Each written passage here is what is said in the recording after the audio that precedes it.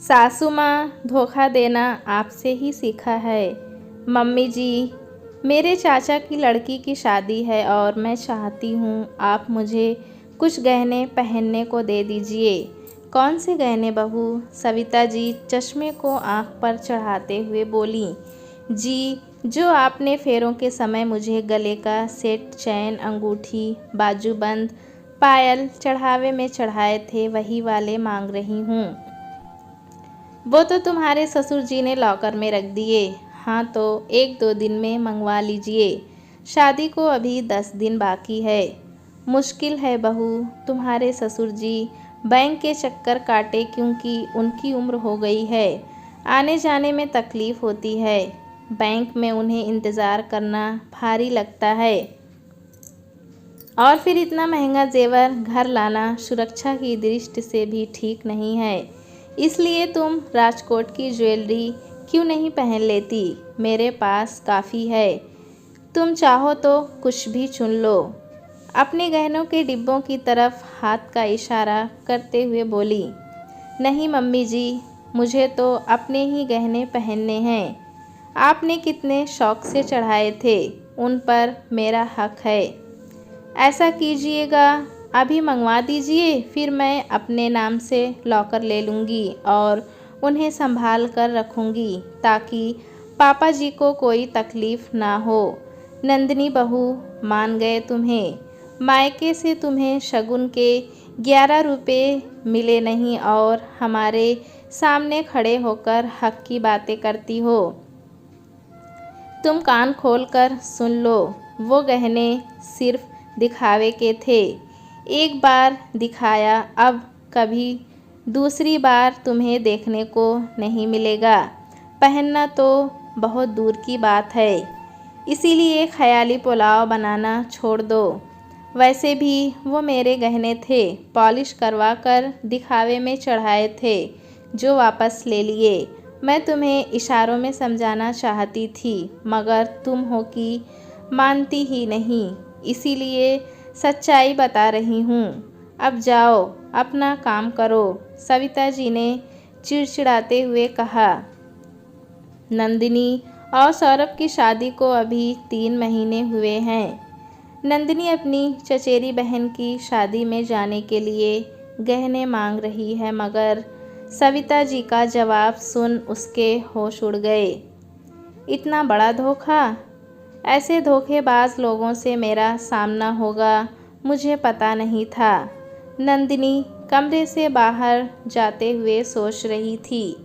भाई साहब, एक ही बेटा है हमारा, उसके लिए हमें नंदिनी जैसी शिक्षित, आत्मनिर्भर और सुशील लड़की चाहिए थी। आज हमारी तलाश पूरी हुई।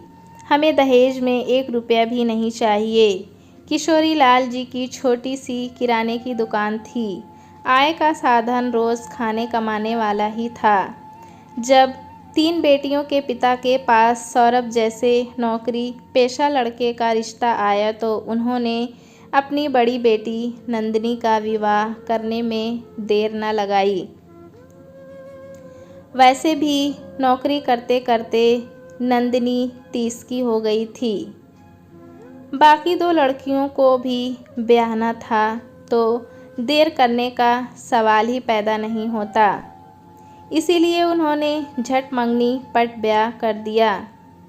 लेकिन यहाँ आकर पता चला ना तो वह घर में मर्जी का खाना बना सकती है, ना कुछ खरीद सकती है और ना अपने हक के लिए आवाज़ उठा सकती है। आखिर अब तक पढ़ लिख कर नौकरी कर उसने किया क्या, जब उसे एक गूंगी गुड़िया के जैसी ही बनकर रहना था। नहीं नहीं, मैं ऐसे नहीं जी सकती, अपने लिए बोलना ही होगा। खैर 4 दिन बाद घर पर एक आदमी आता है। नंदिनी ऑफिस में थी, सास सत्संग में गई हुई थी। कॉलेज से आई ननद टीवी देख रही थी। अपने मनोरंजन में खलल पड़ते ही गुस्से से दरवाज़ा खोलकर देखा तो नंदिनी मैडम की ज्वेलरी का बिल है। साथ में उन्होंने ज्वेलरी बॉक्स मांगा था। उस दिन दुकान पर अवेलेबल नहीं था, इसीलिए आज देने आया हूँ। बोल लड़का चलता बना। बिल देखते ही ननद नीता के होश उड़ गए। इतने में सविता जी पर्स झुलाती हुई चली आ रही थीं। क्या हुआ तुझे? इतना पसीना क्यों आ रहा है? माँ, अगर आप इस बिल को देखोगी तो आपको भी पसीना आ जाएगा। ऐसा क्या है? आपकी बहू ने गहने खरीदे हैं, वो भी पूरे 2 लाख के। ये तो बहुत गलत है ना। मुझसे तो कह रही थी एक जीन्स खरीदने के लिए पैसे नहीं हैं। यहाँ पर तो सोना चांदी खरीदा जा रहा है। सही है भाभी का तो। एक हम ही हैं कंगाल। तू चुप कर, मुझे देखने दे। सविता जी को कुछ बात समझ में आई। अच्छा, मैंने गहने देने से मना कर दिया तो महारानी ने खुद से खरीद लिया। इसकी इतनी हिम्मत? आने दे ऑफिस से, अभी बताती हूँ कि सास क्या चीज़ होती है। इतना बड़ा धोखा करने से पहले उसने एक बार भी नहीं सोचा? अपनी सैलरी के सारे पैसे उड़ा दिए। थोड़ी देर बाद नंदिनी और सौरभ ऑफिस से घर आते हैं। बहू, तुमने हमारे साथ धोखा किया। हमसे कहा कि सैलरी पीपीएफ अकाउंट में ख़त्म हो रही है, रुपयों से गहने खरीदे जा रहे हैं। इस धोखे के लिए मैं तुम्हें कभी माफ़ नहीं करूँगी। सविता जी तमतमा गईं। अपनी माँ की बात सुन सौरभ भी गुस्से से लाल हो बोला, तुमने अपने शेविंग के पैसे खर्च कर दिए? नंदिनी, तुम्हारी हिम्मत कैसे हुई मुझसे बिना पूछे 2 लाख के गहने खरीदने की? मैं तुम्हें हमारी सहूलियत के लिए कार की डाउन पेमेंट तुमसे लेने की सोच रहा था और तुमने सारे पैसे इन 2 कौड़ी गहनों में लुटा दिए। तुम्हें मुझे धोखा दिया। धोखा देते तुम्हें शर्म नहीं आई? धोखा धोखा धोखा। पहले सोच समझ लो कि कौन किसको धोखा दे रहा है।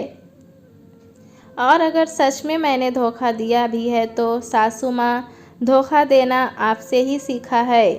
सौरभ, मैंने मम्मी जी से पहनने के लिए गहने मांगे। उन्होंने कहा वो गहने उनके हैं, सिर्फ दिखावे के लिए चढ़ाए गए थे। मुझे लगा मेरे साथ धोखा हुआ है। मेरा सामान बोलकर मम्मी जी अपना बोल रही हैं। और आपने ही कहा था ना, तुम्हारी सैलरी तुम्हारी है, तुम जो चाहे करो। इस बात में भी धोखा था। अब आप मेरी सैलरी से अपने सपने सच करना चाहते हैं, जो कि सरासर गलत है।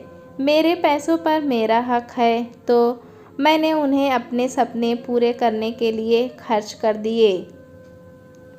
अब आप ही बताइए कौन किसके साथ धोखा कर रहा है? फिर आकर चिल्लम चिल्ली कीजिएगा। तीनों की बात सुन ससुर देवराज जी बोले, सौरभ, बहू सही कह रही है। तुम्हारी माँ ने धोखा तो मुझे भी दिया है।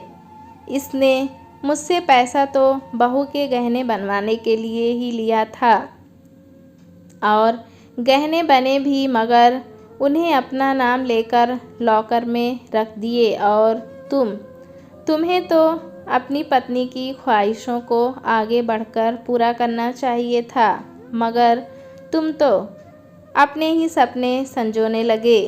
अगर कार खरीदनी थी तो अपने पैसों से खरीदो। बहू के पैसों पर नज़र रखने की ज़रूरत ही क्या है? हाँ, उसकी मर्ज़ी होती तो वो देती, जैसा तुम करते हो। हमने भी कभी तुमसे तुम्हारे पैसे नहीं मांगे, फिर बहू के पैसे तुम्हारे कैसे हो गए? बहू का पैसा वो जो चाहे करे, इसमें धोखा बीच में कहाँ से आ गया? पूरी बात जानने के बाद सौरभ को समझ में आ गया कि वो कितना गलत था। उसने कहा, नंदिनी, मुझे माफ़ कर दो। अब से मैं तुम्हारी हर ख्वाहिश पूरी करूँगा। दोस्तों कहानी कैसी लगी हमें कमेंट में ज़रूर बताएं। चैनल पे नए हैं तो एक लाइक और सब्सक्राइब करना ना भूलें।